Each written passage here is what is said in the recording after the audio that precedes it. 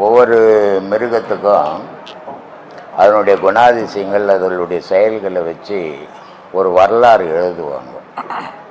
அப்படி எழுதிக்கினே வரும்போது இது அவங்களுக்கு சொல்லலை, நான் என்னுடைய கணிப்பை நான் சொல்கிறேன்.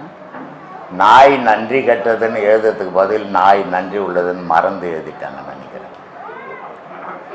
ஏன்னா எல்லாரும் நாய் நன்றி உள்ளதுன்னு சொல்லுவாங்க, ஆனால் என்னை பொறுத்தவரைக்கும் நாய் நன்றி கெட்டதுன்னு நான் சொல்லுவேன். ஆனால் நன்றி கெட்டதுன்னு சொல்லிட்டு என்னுடைய ஆசிரமத்தில் 10 நாய்க்கு கேக்கு வாங்கி வந்து போட்டுன்னுக்கிறேன், 3 கிலோ 2 கிலோ. ஏன் போடுறேன்னா அது நன்றி உள்ளதுன்னு நான் போடலை, அது ஒரு உயிர் என்னை நோக்கி நிற்கிது, அதுக்காக பசிக்கு போட்டுன்னுக்கிறேன். அது நன்றி உள்ளதுன்னு போடலை. ஏன் அது நன்றி இல்லாததுன்னு நான் சொல்கிறேன். ஒரு பெரிய வெக்கா வாங்கி ஒரு ரோட்டில் நடு ரோட்டில் பிரித்து விட்டீங்கன்னா 50 மாடு ஒன்றா உட்காந்து சாப்பிடும், ஒன்றா உட்காந்து சாப்பிடும். ஒரு பொடி அரிசி அள்ளி போட்டீங்கன்னா 10 குருவிகள் ஒன்றா உட்காந்து சாப்பிடும் இல்லையா? ஒரு பொடி சாதம் வச்சீங்கன்னா 10 காக்கா ஒன்றா சாப்பிடும். ஆனால் ஒரு பொடி சாதத்தை வச்சீங்கன்னா தன்னால் சாப்பிட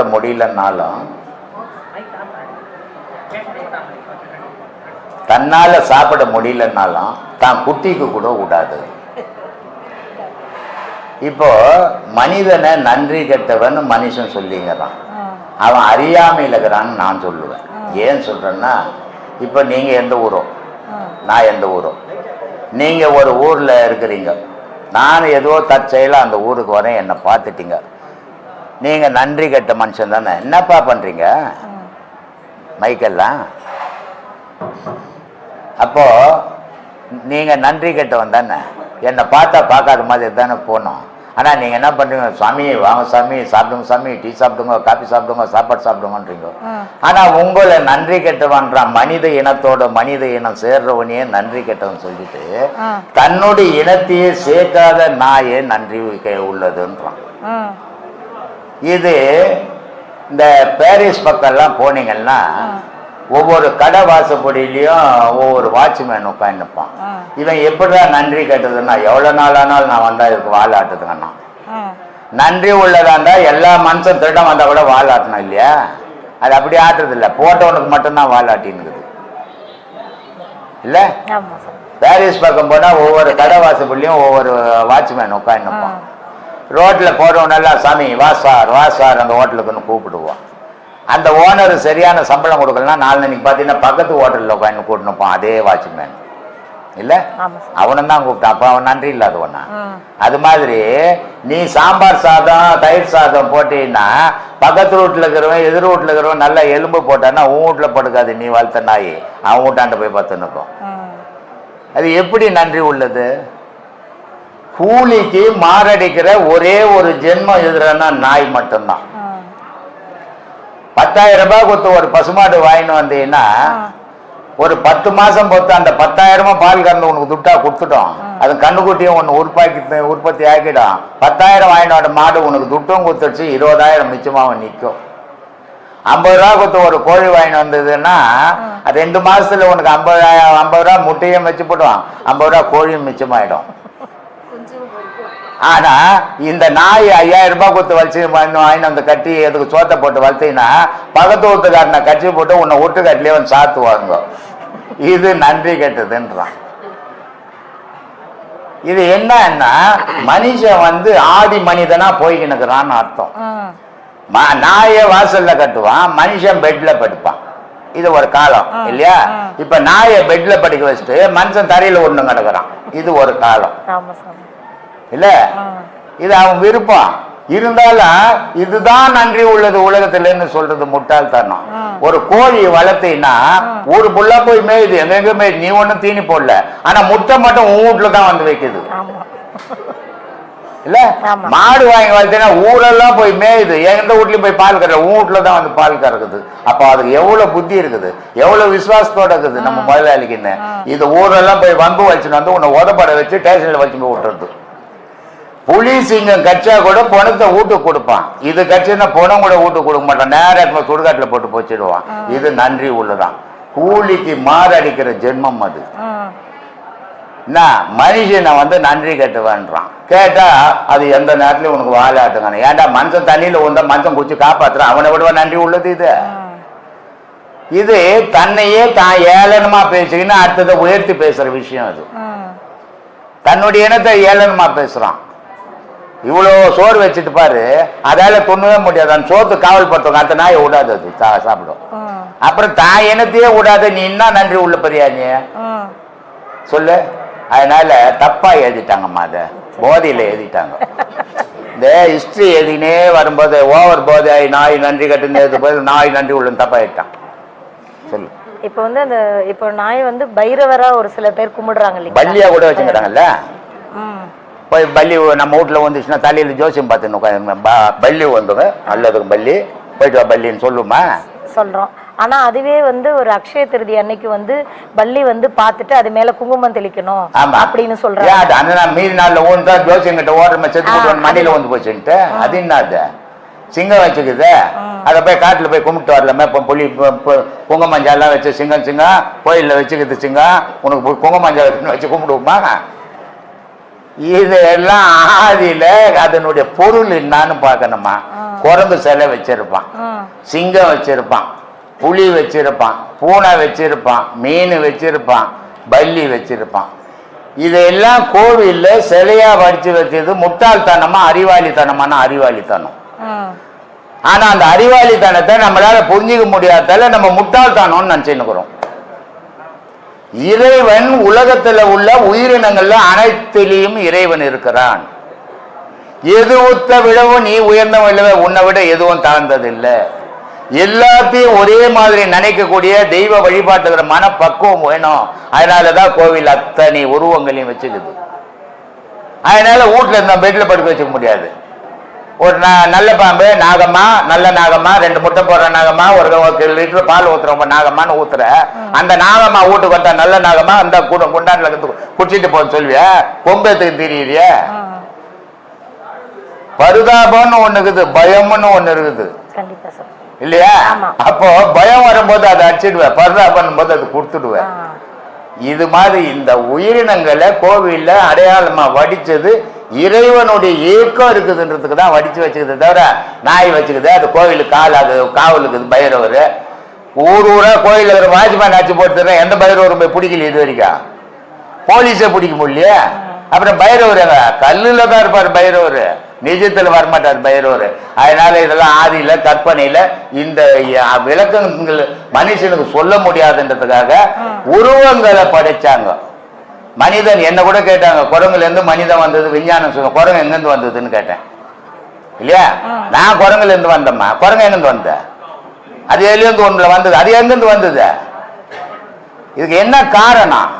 ஆதியில பார்த்தோன்னா மனுஷன் குரங்கு மாதிரி தான் இருப்பான். முடியுமா உடம்பெல்லாம் முடியுமா, துணி இல்லாத குரங்கு மனித குரங்கு மீச்சு பார்க்கல, அதே மாதிரி தான் மனுஷன் தான். அதனால இவன் குரங்குல இருந்து வந்துட்டான்ட்டான். சரி, அப்ப குரங்குல இருந்து வந்து இப்ப குரங்கு இருக்குது, குட்டி போட்டான்னு மனுஷன் குட்டிய போடாது. குரங்கு குரங்காவே தான் இருக்கும், மனுஷன் மனுஷனாவதான். என்ன ஒண்ணு, மனுஷன் பரிமாண வளர்ச்சி அடைஞ்சு தன்னை சீர் பண்ணிக்கணும். மற்றதெல்லாம் பிறந்த மாதிரியே இருக்குது. அதனால பிறந்த மாதிரியே இருக்குது. பூனை புலி செத்து போச்சுன்னா புலி செத்து போச்சு, பூனை செத்து போச்சு பூனை செத்து போச்சு, எலி செத்து போச்சு, மஞ்சள் செத்து போனா மஞ்சள் செத்து போட்டான், போனா ஏன் அப்படின்வான். ஏன்னா இவன் முன்னேறிட்டான், அதனால என் பேர் மாத்திக்கணும். அதனால இந்த உருவங்கள்லாம் எந்த பைரவரும் வந்து யாரையும் காப்பாற்றுட்டார். உனக்குள்ளகிற உயிர் தான் உன்னை காப்பாற்று. அதை பார்த்து பத்திரமா பார்த்துக்கோ. அதை விட்டுப்பட்டு பைரவர் வராரு, எலி வராரு, புலி வராருன்னு நினைக்காதீங்க. சொல்லுங்க. இப்போ நம்ம மேல இருக்கிற குறைய வச்சுக்கிட்டு மற்றவங்களை வந்து குறை சொல்றாங்களே சாமி, அவங்களுக்கு என்ன விளக்கம் கொடுக்குறீங்க? இல்லை, அவங்கள திருத்தவே முடியாதும்மா. ஏன்னா அவங்க தன்னுடைய இந்த கிராமத்தில் போனீங்கன்னா ஒவ்வொரு வீட்லையும் பெரிய பெரிய திண்ணை இருக்கும். திண்ணை மேலே ஏந்து நடக்க முடியாது, தடி வச்சு தாத்தா உட்காந்துப்பாரு. தாத்தா என்ன பண்றது தாத்தா, எப்படி தாத்தான்னா நல்லா இருக்கிறேன் சும்மா இருக்கிறேன்னு வரும். அவர் சும்மா இருக்க மாட்டாரு. அந்த முன்சாமி வீட்டில் என்ன பண்ணாவன், கோயின்சாமி வீட்டில் என்ன பண்ண, அதுதான் யோசிச்சுன்னு அவர்கிட்ட கேட்டீங்கன்னா அந்த தெருவில் இருக்கிற வீட்டு கதை பொத்துன்னு சொல்லுவாரு. ஆனா அவரு வீட்டு கதை மட்டும் அவருக்கு தெரியாது. அது மாதிரி எப்போ ஒருத்தன் ஊரையே பார்த்து குறை சொல்லிங்கிறானோ அவன் வீடு ஒத்த பைசாக்கு உதவாத வீடுன்னு முடிவு பண்ணிக்கணும். ஆனா அவனை திருத்தலான முயற்சி பண்ணாதீங்க, உங்களையும் சேர்த்து கத்துருவான். அதனால அவங்க கூட சேராதீங்க. துஷ்டனை கண்டா தூரம் இருந்த மாதிரி அந்த மாதிரி தூரம் இருங்க. அவங்கள திருத்திடலாம், பாவம் நல்லவங்க அப்படின்னு போகுது. நல்லவங்களா இருந்தா ஊரை அவங்க கூட சொல்றாங்க. அதனால அந்த மாதிரி அவங்களை பார்த்தாலும் ஒரு அடி விட்டு திருப்பி போயிடுங்க. நல்லது உங்களுக்கு, எல்லாருக்குமே நல்லது. ஆமா, அப்படி போறவங்களுக்கு அவங்களுக்கு இல்ல, திருப்பின்னு போறவங்களுக்கு நல்லது. தாய்க்கு தலைப்பிள்ளையும் தகப்பனுக்கு கடைசி பிள்ளையும் என்கிற பழமொழி எதனால உருவானதா சாமி? இது தாய்க்கு வந்து தலைப்பில்லை, அந்த இறந்ததுக்கு அப்புறம் சொல்றாங்க இல்லைங்களா, இவங்க தான் கொல்லி போடணும்னு சொல்றாங்க. போட்டு சொன்னாங்க. அது என்ன தாய்க்கு தலை ஒரு புள்ள என்ன பண்ணுவீங்க தெரியலீங்களா, நீங்க தான் சொல்லணும். என்னமா ஏதோ காலத்துல அவங்க கற்பனை கட்டினதுலாம் எழுதி வச்சா எல்லா காலத்துக்கும் உபயோகமாமா. குழந்தைய இல்லாதுக்கிற நான் என்ன பண்ணுவான்? பொண்ணு மட்டும் வச்சுக்கிறான், புள்ள இல்லாதவன் என்ன பண்ணுவான்? இதுக்கு ஒரு காரணம் உண்டு. தாய்க்கு தலை புள்ள, தகப்பனுக்கு இளைய புள்ள அப்படின்றதுக்கு என்ன காரணம்னா, அந்த முதல் விந்து இருக்குது. சில கிராமத்துங்கள்ல எல்லாம் செத்து போனா அந்த தலசம் குழந்தைய பொதிக்க மாட்டாங்க, எரிப்பாங்க. ஏன்னா அதை பொச்சிட்டா அந்த மோடை எடுத்து அதுல இருக்கிற மூளையை எடுத்து மையாக்கிப்பாங்க மந்திரவாதிங்க. ஆனா அது எல்லா குழந்தை மையும் வேலை செய்யாது, அந்த தரிசனம் உள்ள குழந்தை மைய தான் வேலை செய்யும். அதனால அதை கொளுத்திடுவாங்களே தவிர பொதிக்க மாட்டாங்க. அந்த முதல் விந்துல உருவாச்சு பாரு ஒரு பொருள், அது தாய்க்கு உரிமையான பொருள். கடை விந்துல உருவாச்சு பாரு, அதுக்கப்புறம் அது உருவாகாது. அதனால அது தந்தைக்கு உரியதுன்னு வச்சாங்கம்மா. இவ்வளவு சிக்கலான ஏமாறலாம் சாமி. இது வரைக்கும் இது சொல்லாத பதில். இந்த காலகட்டத்தில் குழந்தைங்களுக்கு வந்து மொபைல் கொடுத்து பழகுறாங்க. அதுல வந்து இந்த பப்ஜி அது இதெல்லாம் விளையாடுறாங்க. ஆமா, எல்லாம் விளையாடுறாங்க. ஆமா, அதுல என்னன்னா பசங்க வந்து கார் எனக்கு செல்லாம் தெரியாது வைக்கிறதுக்கெல்லாம். போன் வந்து ஆன் பண்ணுவேன், இல்ல ஆஃப் பண்ணுவேன் தான் தெரியும். ஒரு நாள் பாக்குற ஒரே பொம்மையா வந்து பொம்பளைங்க பொம்மையா வந்து இன்னொன்னுமா போட்டுக்கிட்டு இல்ல. எங்க பையனை கூப்பிட்டேன், நேனா இது என்னடான்னு, இது ஏன்பா உனக்கு வந்து தெரியடான்னு. முதல்ல அது எட்ரா இதுல இருந்து எவனா பார்த்தா என்ன காரி பண்ணி போறான்னு. ஏன்னா செல்போனை பசங்களுக்கு கொடுக்கும்போது ஆன்லைன் கிளாஸ், ஸ்கூல்ல போய் படிச்சா படிக்க மாட்டேங்குது, ஆன்லைன்ல போய் எங்க படிக்கிறது? ஆன்லைன்ல செல்லு பார்த்துங்க, அது கெட்டு போறதுக்கு அப்பா அம்மா வழி வகுத்து கொடுத்துங்கிறாங்க. ரொம்ப புத்திசாலிங்க. செல்ல எனக்கே தெரியாதுங்க, குழந்தைக்குதுங்க மொத்தம் தெரியுங்க, அது மொத்தம் தெரிஞ்சு போச்சு. கெட்டு போறதுக்கு வழி வகுது. அதனால தான் சொன்னேன், விஞ்ஞானம் வளர வளர உலக அழிவு தோடும், விஞ்ஞானம் வளர வளர தீமைகள் நடக்கும். அதான் நடந்து. அந்த குழந்தைங்களுக்கு அந்த வன்மம் அதுல இருக்கு. வன்மம் இல்லம்மா, எல்லாமே இருக்குதுமா. என்ன இல்லம்மா இல்ல, செல்போன்ல என்ன இல்ல. நாடகங்க சாப்பாடு போன கூட இரு சித்தி பார்த்து வரேன், சாப்பாடு போட்டு பெருமை பார்த்து வரேன். இது என்ன அட்டியும்? ஒரு நாடகத்துல ஒரு கதை எழுதுறான், அந்த கதையில ஒரு அப்பாவுக்கு 4 பொண்ணுக்குது.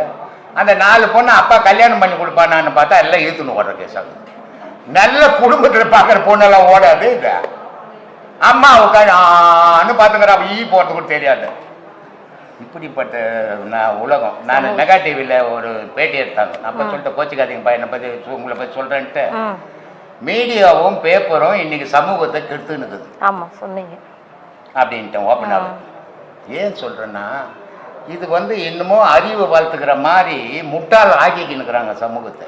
அதனால இந்த தீமைகள் நடக்குமா, தடுக்கவே முடியாது. சொல்லுமா. இப்போ அந்த காலத்துல யோகிகள்லாம் இருக்காங்கல்ல சுவாமி, அப்ப எல்லாருக்குமே இந்த நரை வந்து இல்லாம யாருமே இல்லை. யோகிங்களுக்கெல்லாம் அந்த நரைமுடி இருக்குதுங்களா? இருக்குங்களா? இருக்குது. நரைக்கும் யோகிக்கு என்ன சம்பந்தங்குது? நரைக்கும் யோகிக்கு என்ன சம்பந்தம்? நான் வேற ஒண்ணு கேட்க வந்து மறந்துட்டேன் சுவாமி. நரை திரை இல்லைன்றாங்களேன்னு வந்தியா? அதான கேட்க வந்த. அவங்களுக்கும் உண்டு. ஆனா நரை திரை எதுக்கு இல்லைன்னா உள்ளத்துக்கு இல்லை, உடலுக்கு உண்டு. ஆனா நமக்கு உள்ளத்துக்கே உண்டு. இளமை முதுமை நமக்கு உள்ளத்துல வந்துருது இல்ல. நல்லா ஓடனா, நல்லா தைரியமா பேசினா, நல்லா எல்லா செயலும் செய்யுது. இப்ப ஏந்துக்க முடியலையே. அப்ப உள்ளத்துக்கு நரை திரை வந்துச்சு. எனக்கு உடலுக்கு எல்லாருக்கும் வரும். உடல் மண்ணு தோண போற பொருள், அதை வரப்ப அவங்க கவலைப்படல. உள்ளத்துக்கு வரக்கூடாதுறான்னா. ஆனா நம்ம ஆளு முதல்ல உள்ளத்துக்கு தானே வினைய விதிச்சுக்கிறான். மேலே தான் நல்ல மையங்க வாங்கி பூசிடுறேன் கரையேன்ட்டு பெயிண்ட் மாதிரி பூசிக்கிறானே கொஞ்சோண்டு கூட வெள்ளை தெரியக்கூடாதான் அப்படியே பூசிக்கிறான் மீசை தாடி எல்லாம் பூசிக்கணும் வாயெல்லாம் பூச்சி மூஞ்செல்லாம் பூச்சிங்கன்னா இந்த பொங்கலுக்கு முன்னெல்லாம் வேஷம் போட்டு இட்டுன்னு வருவாங்க அந்த மாதிரியானா இருக்கும் இயற்கை இயற்கை தானம்மா நீ என்னதான் அதுக்கு போட்டு டைய போட்டு நடுவு மூஞ்சி காட்டி கொடுக்கலங்க அதில் என்ன டை வாழுது அப்போ வாழ்க்கையே நீ பொய்யா வாழறன்னு தானே தெரிஞ்சு போகுது அதுல இருந்து அப்போ உண்மையே உங்ககிட்ட இருக்காது இது உனக்கு தேவையா ஏதோ 5 வயசு பையனுக்கு நர ஊந்து போச்சுன்னா அவனுக்கு பூச்சினா கூட பரவாயில்ல 60 வயசுக்காரனுக்கு எதுக்கு நான் டை நம்மால் போட்டு வந்து உட்காந்துக்கிட்டு இருப்பாரு அந்த மாதிரி கேஸ் ஆகி போகுது உன்னை சொல்ல சார் சும்மா சொல்றேன் ஏன்னா இந்த உலகமே உன்னை பார்த்து உன் புள்ள கெடுது புள்ளைய பார்த்து உன் பேரன் கெடுது இல்லையா எனக்கு 2 மருமக இருக்கிறாங்க 2 பொண்ணு இருக்கிறாங்க தங்க இருக்கிறாங்க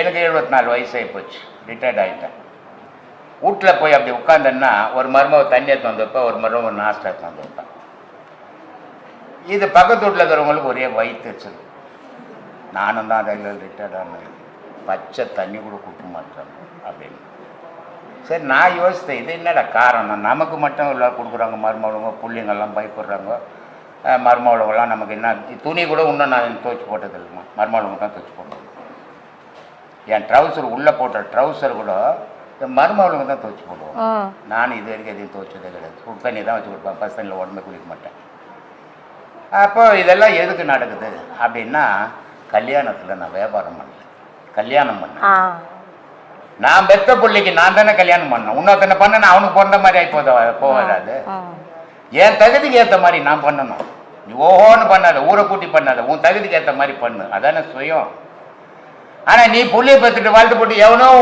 பொண்ணு வீட்டுக்காரன் வந்து கல்யாணம் பண்ணணும் அவங்க குடும்பம் வாங்கி போன உன் குடும்பம் நல்லா இருக்கணுமா அப்போ கெடாதா குடும்பம் அப்போ உன்னை சோறு போட்டதான் பண்ணுவாங்க அங்கே போய் உட்காந்து நிறுத்தி சாரம் போட்டணும் என்ன பொண்ணு கேட்கும் போது கேட்டாங்க எத்தனை சவரம்பா கேட்குறேன் நான் சவரம் கேட்க வரல பொண்ணு கேட்க வரலன்னு என் பிள்ளைக்கு நல்ல பொண்டாட்டி ஆகணும் எனக்கு நல்ல மருமகள் ஆகணும் அதான் இன்னைக்கு வரைக்கும் நடந்துன்னு நான் நகை சனிட்டை பற்றி கேட்கல போட்டால் போட்டு போடலாம் அப்போ எனக்கு என்ன போச்சு எனக்கு என்ன வருமா இல்லை ஒன்றும் வரப்போகுது அப்புறம் நான் ஏன் கேட்கணும் அத்தை அந்த மாதிரியான மனோபாவத்தை மக்கள் உருவாக்கிக்கினா ஒழுக்கம் வருவாங்க அது இல்லாம எவனையாவது ஏமாந்தான் அவன் நல்ல மிளகா அரைச்சிடலாம் நான் அரைச்சின்னா நாளைக்கு உன் குடும்பம் உன்ன நடுரோட்டில் விட்டுண்டா அதை யோசித்து நடந்துருக்கு அது உண்மையா சாமி இன்னொருத்தவங்களை வந்து நம்ம வைத்தறிச்சல் படுறாங்க இவங்களோட வைத்தறிச்சல் தான் இவங்களுக்கு இப்படி ஆகுதுன்னு சொல்றாங்களே அது உண்மைங்களா கண்டிப்பா ஏன்னா வாயால பேசுறது எப்பவும் பழிச்சிடாது ஆனா மனசால வெம்புறான் தெரியுமா அதை அடுத்தவனை கொளுத்திடும்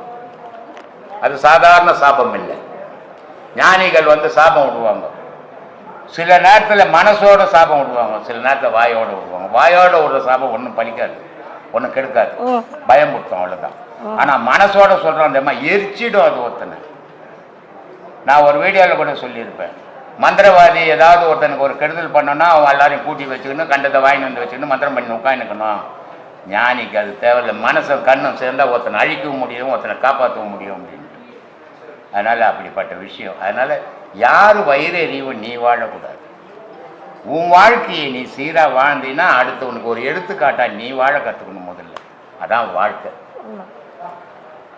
சொல்லுமா அவ்வளோதான் சார் ரொம்ப சந்தோஷம் சொல்லுப்பா திண்டிவனத்துலேருந்து வரேன் சாமி திண்டிவனம் பக்கத்தில் வெளிமேடுபேட்டை கிராமம் சரி விவசாயம் செஞ்சுட்டு இருக்கோம் சரி விவசாயத்தில் வந்து ஒரு கணவன் மனைவி இருவரும் சேர்ந்து விவசாயம் செய்யும்போது அந்த விவசாயம் வந்து ரொம்ப செழிப்பாக இருக்குது சரி விதை நெல் நம்ம விதைக்கிறோம் அந்த விதை நெல்லும் செழிப்பாக வருது சரி அதுபோல் இந்த உண்மையான இந்த ஆன்மீக பயணத்தில் வந்து குடும்ப வாழ்க்கை வந்து ஈடுபடலாமா அதாவது தாம்பத்திய உறவு இந்த உபதேசம் வாங்கின பிறகு எல்லாரும் தாம்பத்திய வாழ்வு இல்லாமல் வாழவே முடியாது கணவன் மனைவியா சும்மா ஒன்றா ஏமாத்திக்கின்னு இருக்கலாம் எனக்கு என் மனைவி அந்த தொடர்பு இல்லைங்க நான் ஆன்மீகத்தில் போன பிறகு அவங்களுக்கு எனக்கு எந்த உறவும் இல்லைன்னு சொல்லி ஊரை ஏமாத்திக்கின்னு இருக்கலாம் ஆனால் நிஜத்தில் ஒரு ஆணும் பெண்ணும் ஒரே இடத்துல இருந்தால் தாம்பத்தியம் இல்லாமல் வாழவே முடியாது கணவன் மனைவி வாழ்ந்து தான் ஆகணும் இந்த விவசாயம் கிராமத்தில் ஒரு பழமொழி தெரியுமா சும்மா வந்த மாட்டை நல்லாவில் கட்டி ஓட்டேன்னுட்டு அது மாதிரி என் மனைவி தான் நீட்டு தாம்பத்தியம் நீட்டு ஒரு மாதத்துக்கு 30 நாள் போகக்கூடாது அது தாம்பத்தியம் இல்லை, அது வெறி. தாம்பத்தியன்றது மாதத்துக்கு 2 வாட்டி போகணும், கூடலாம், தப்பு இல்லை. அதனால் ஆன்மீகம் பாதிக்காது. ஆனால் நான் அன்னாடம் போவேன், என் மனைவி தானே போனீங்கன்னா ஆன்மீகமே வராது. அதனால் அது மாதிரி போகிறது ஒன்றும் தப்பு இல்லை. சரிங்க. குழந்தை 3 வயசு குழந்தை ஒன்று இருக்கட்டும். இன்னொன்று குழந்தை வந்து பெற்றுக்கலாமா வேணாமான்னு கூட சொல்லிட்டு, அது உங்கள் சொந்த விஷயம். காப்பாற்ற தைரியம் தான் பெற்றுக்கோ. ஒருத்தர் 5 பேத்துக்குனாங்க, ஒருத்தர் 10 பேத்துக்குனாங்க. குழந்தைய வேணும் கல்யாணம் ஆன அன்றைக்கே பேசி அக்ரிமெண்ட் போடுறாங்க, நம்ம 6 வருஷத்துக்கு குழந்தைய பெற்றுக்கூட நிறைய துட்டு சம்பாதிச்சு சேர்த்த பிறகு தான் ஒத்துக்கணும்ன்ட்டு. அது அவங்கவுங்க சொந்த விஷயம். இதெல்லாம் நான் சொல்கிற வேலை இல்லை, எனக்கு அந்த வேலையும் இல்லை. சந்தேகம் உனக்கு 1000 சந்தேகம் வரும். இங்கே ஆன்மீக சந்தேகம் தான் வரணும், உன் வீட்டு சந்தேகம்லாம். அப்புறம் அதான் ஒரு குழந்தையோட ஆன்மீகத்தை தொடரலாமா இல்லை இன்னொன்று? அது 9 கூட பெற்றுக்கம்பா. ஆன்மீகம் போனோன்னு உனக்கு தைரியம் இருந்தால் 9 கூட பெற்றுக்கோ. இல்லை நீ ஒரு குழந்தை மேலேயே நீ மூழ்கி போனீங்கன்னா அந்த 1 கூட யூஸ் ஆன்மீகம் யூஸ் ஆகாது போயிட்டோம். இது ஏதோ இங்கே கேட்டோம், அது அங்கே மறந்து போச்சு அப்படின்னு இருக்கக்கூடாது. இங்கே என்ன பேசினார் குரு, என்ன சொன்னார், இது பேசுகிறதெல்லாம் அவருக்கு ஏதாவது பலனா, ஏதாவது நன்மையா? அவர் ஏன் மக்களை இவ்வளோ கூட்டி இவ்வளோ சொல்லணும்? இன்றைக்கி உலக மக்கள் இவ்வளோ பெரிய இது பண்ணிட்டு, இது வரைக்கும் எத்தனையோ கோடி ஆன்மீகவாதிங்க வந்தாங்க போனாங்க. அவங்க பேசுனதெல்லாம் மனுஷனுக்கு புரியாமையே போயிடுச்சு. நல்ல ஆன்மீகவாதிங்க நல்ல தத்துவங்களை சொன்னாங்க, ஆனால் அது ஜனத்துக்கு புரியாமல் போயிடுச்சு. ஏன்னா எல்லாம் செயல் வடிவில் போயிடுச்சு. அது யாருக்கு புரியும்? நல்லா படித்தவனுக்கு தான் புரியும், படிக்காத பாமர மக்களுக்கு பிடிக்காது. அது மாதிரி இல்லாமல் போனதால ஜனங்களுக்கு சரியாக புரியாமல் போயிடுச்சு. இதை நம்ம புரிஞ்சுக்கணும், இந்த மக்களுக்கு எப்படி சொன்னால் புரியும் அப்படின்றதுக்காக எடுத்து இதெல்லாம் தனித்தனியாக பாடல்கள் மூலியமாகவும் வாய்ப்பேச்சு மூலியமாகவும் உங்களுக்கு இதெல்லாம் சொல்லின்னுக்கிறேன். இதெல்லாம் வீட்டுக்கு போய்ட்டும் யோசிக்கணும், அப்போ தான் உங்களுக்கு அது புரியும். யோசிக்கலைன்னா நீங்கள் கேட்டதே பயனத்து போகும். அதனால் எல்லாத்தையும் யோசிங்க, ஒவ்வொரு விஷயத்தையும் யோசிச்சிங்கன்னா உங்களுக்கு உண்மைகள் தெரியும். எது வாழ்க்கை, எது முடிவு, ஆரம்பம்னு ஒன்று இருந்தால் முடிவுன்னு ஒன்றுக்கும், ஜனனம்னு ஒன்று இப்போது மரணம்னு ஒன்று எல்லாருக்கும். ஞானியாக இருந்தாலும் உண்டு, அஞ்ஞானியாக இருந்தாலும் உண்டு.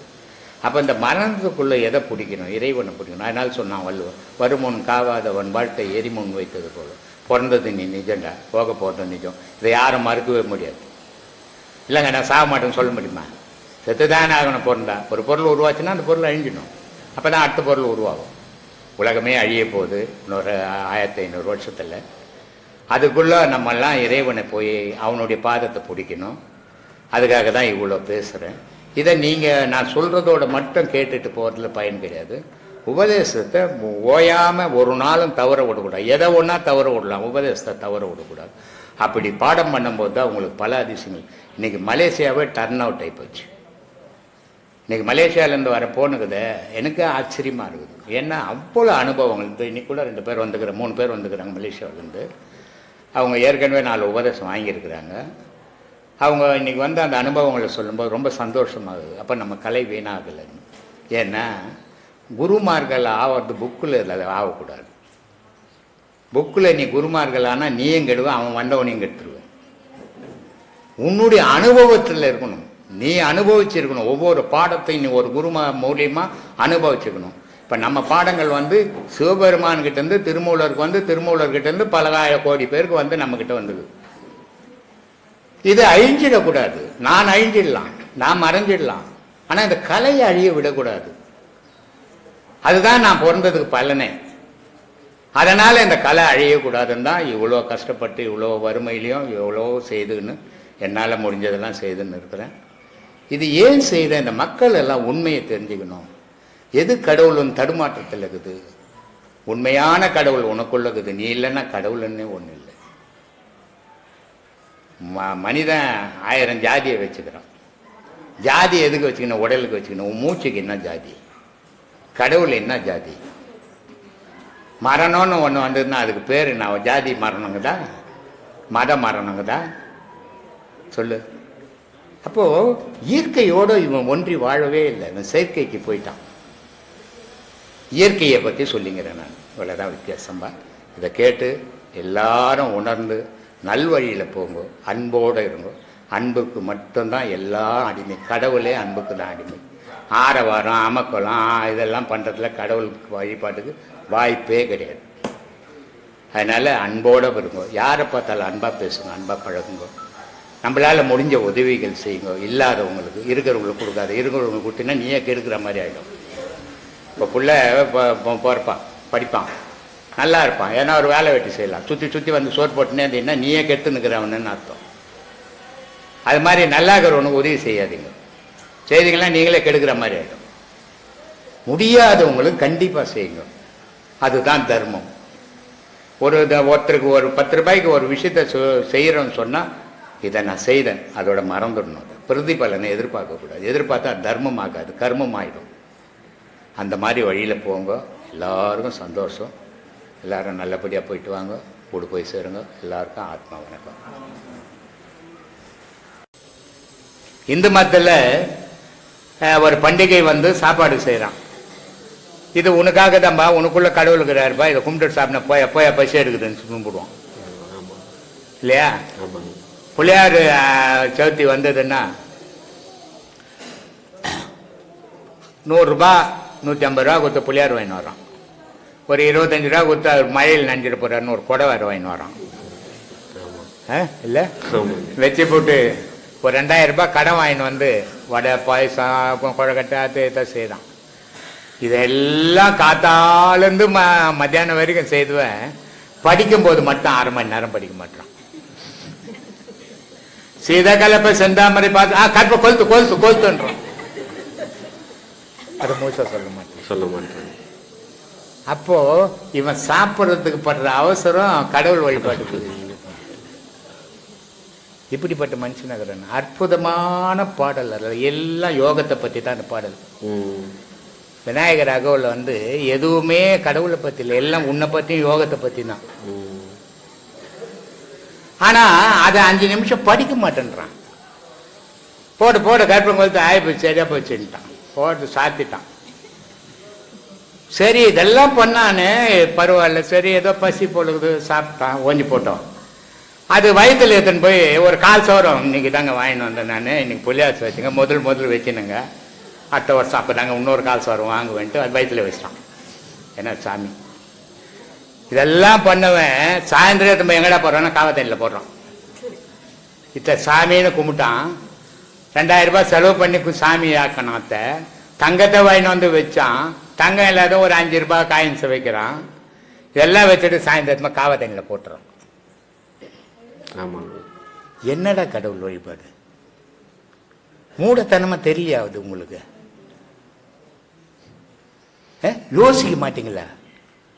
அதை சொல்றான். சீத கலப்ப செந்தாமரைப்பு பாத சிலம்பு பலவிசைப்பாட பொன்னறிஞானம் பூந்துகிலாட வண்ண மருங்கள் வளர்ந்தழகரிப்பும் பேழை வயிறும் பெரும்பறை கோடும் வேழ முகமும் இலங்கு சிந்தூரும் 5 கரமும் அங்குச பாசமும் நெஞ்சிற்குடி கொண்ட நீலமேனியும் நன்றவாயும் 4 இருபயமும் 3 கண்ணும் 3 சூடும் 2 செவியும் இலகு பொன்முடியும் திரண்ட முப்பொறி நூல் திகழ்வல் மார்பு சொற்பதம் கடந்த துடிப்பதம் மெஞ்ஞான அற்புதம் நின்ற கற்பக களிரே என்றான்.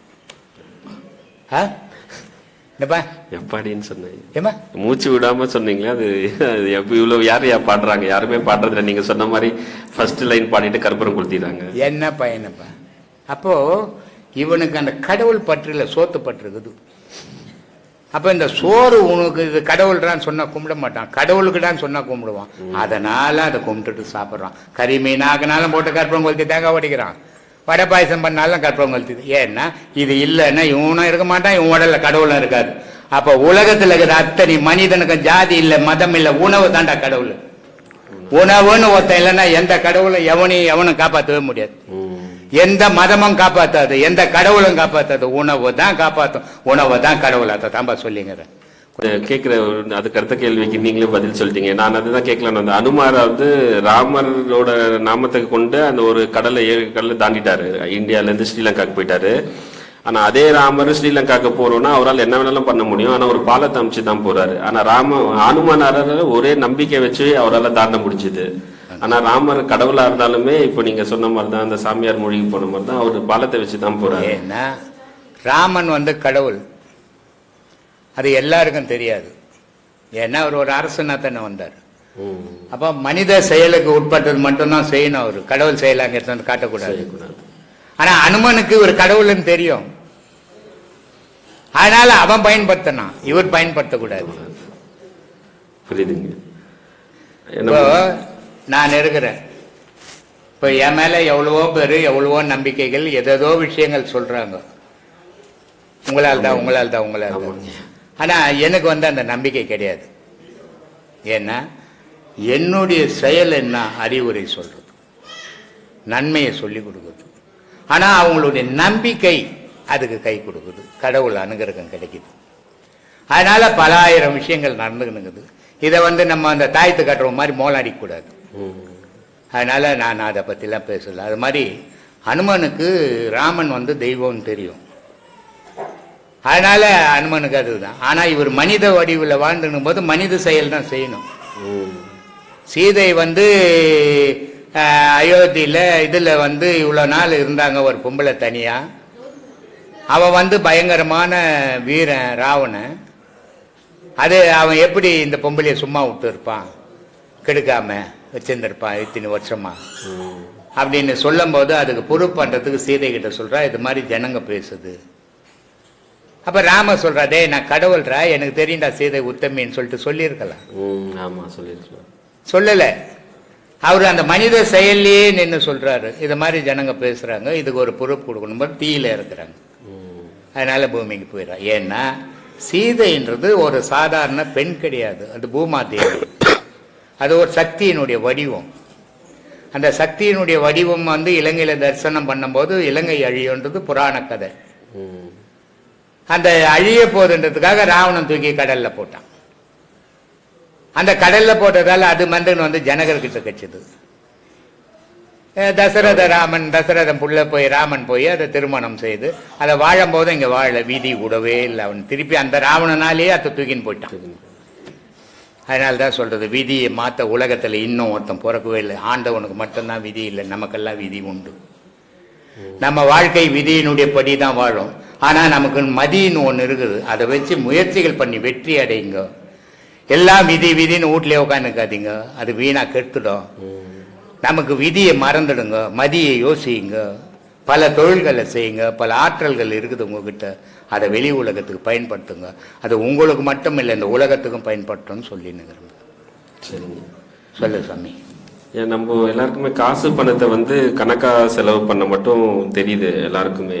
மனுஷங்களுக்கு காசு பணத்தை கம்மியா செலவு பண்ணணும், அந்த வரவு கணக்கு பார்க்கணும், அதெல்லாம் தெரியுது. நான் ஆன்மீகத்துக்குன்னு வந்துட்ட பிறகு நம்மளுள்ள இருக்கிற மூச்சு கணக்கை சரியா பயன்படுத்த தெரியல.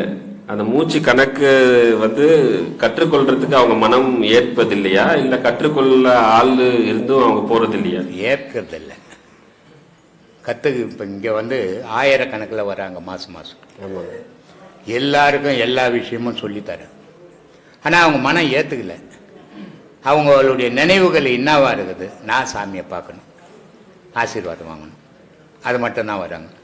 இதை நான் கற்றுக்கணும், இதில் நான் போகணும் அப்படின்ற முடிவு இல்லை. ஏன்னா மாறிடுமோ, நம்ம வாழ்க்கையில் திசை மாறிடுமோ. ஒன்றும் இல்லை, மதுரையிலேருந்து ஒரு ஆள் ஃபோன் பண்ணுறாங்க, ஒரு அம்மா ஒரு பொண்ணு ஃபோன் பண்ணுது, எங்கள் அப்பாவுக்கு என்ன சொல்லி கொடுத்து அனுப்புறீங்க, என்னம்மா விஷயம்? எங்கள் அப்பா நல்லா எங்கள் கூடலாம் கலகலன்னு பேசுவார், கலகலன்னு இருப்பார், அப்போ தான் பாக்கெட்டில் கை விட முடியும் திருடுறதுக்கு. ஆமாம், அப்பா கலகலன்னு சந்தோஷமாக இருப்ப, பாக்கெட்டில் கொடுத்தா சரி பொண்ணு தானே எடுத்து வச்சு கம்முன்னு இருப்பேன். நீ வெறுமையாக இருக்கும்போது பாக்கெட்டில் கை விட்டா 2000 கொடுப்பிய, அதனால கலகலன்னு இருப்பார். இப்போ எப்போ பார்த்தாலும் பூஜை ரூம் இல்லையாகிறாரு. நான் சொன்னேன், நல்ல விஷயம் தான், நம்ம சாரைக்கடல இல்லை பூஜை ரூமில் தானே இருக்கிறாங்க. இல்லை இல்லை, அது எங்கள் குடும்பத்துக்கு சரிப்பட்டு வராது.